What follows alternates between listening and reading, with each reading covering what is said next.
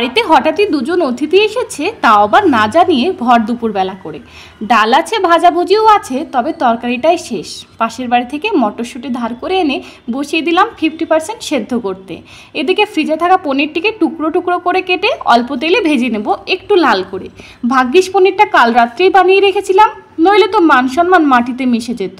ওনারা আবার পনিরটা একটু কড়া করে ভাজলেই বেশি পছন্দ করেন, তাই আর কি ওনাদের কথা ভেবে লাল লাল করেই ভাজলাম। আপনারা চাইলে না ভাজতেও পারেন বা অল্প ভেজে তুলেও নিতে পারেন।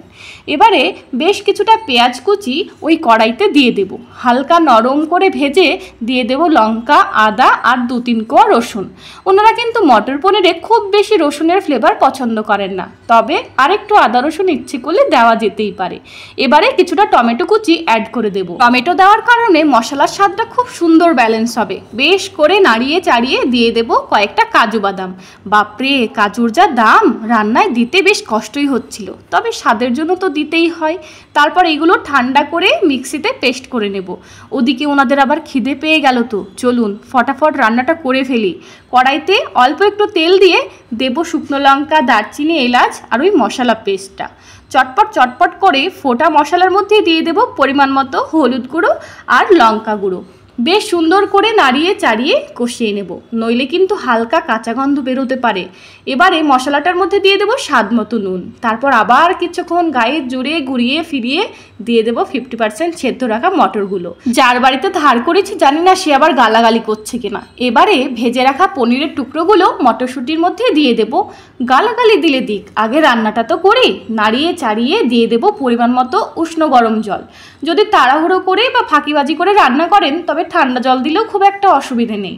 আবার ভালো করে নাড়িয়ে চাড়িয়ে দিয়ে দেব ঢাকা। ওই যে রাস্তা দিয়ে যায় গরুর গাড়ির চাকা, অত দেখলে চলবে না। চলুন তাড়াতাড়ি তরকারিটি টকবক টকবক করে ফুটিয়ে ফোড়ন দিতে হবে, যে নইলে আত্মীয় লোকেরা খিদে পেটেই বাড়ি থেকে বিদায় নিতে বাধ্য হবে। দেশি জোগাড়, হাতার ওপর 1 চামচ ঘি আর একটু গোটা জিরে চটপট চটপট করে ফুটিয়ে নিন। এক হাতে ক্যামেরা আর এক হাতে গরম হাতা। ফোনটি নিচে রেখে দিয়ে দিয়েছি 1 চামচ লঙ্কা গুঁড়ো।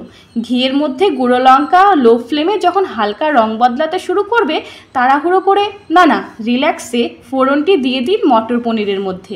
চিন্তা নেই, আত্মীয় আর যাবে না। রান্নার সুগন্ধ যে ওনাদের নাকে গিয়ে লাথি মারছে।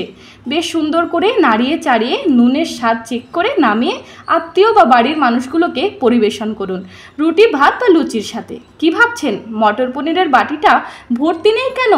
এত সুস্বাদু হয়েছে যে আত্মীয়রা 3-4 বার করে চেয়ে চেয়ে কাবার করে দিয়েছে। এটা এখন আমি খাবো? এত গরমে কষ্ট করে রান্না করলাম, আর একটু টেস্ট করবো না? নইলে যে এটুকু আর ভাগ্যে জুটবে না।